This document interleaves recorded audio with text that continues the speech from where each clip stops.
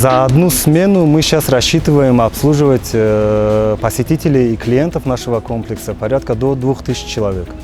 На данный момент у нас идет монтаж оборудования водяных горок в водном комплексе, непосредственно в зоне аквапарка. Все работы ведутся с участием турецких специалистов.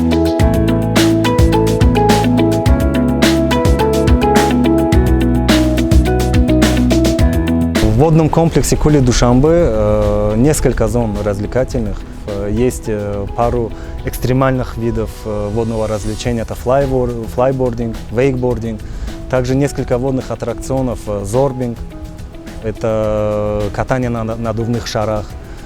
Плюс у нас идет героциклы, то есть гидроскутеры.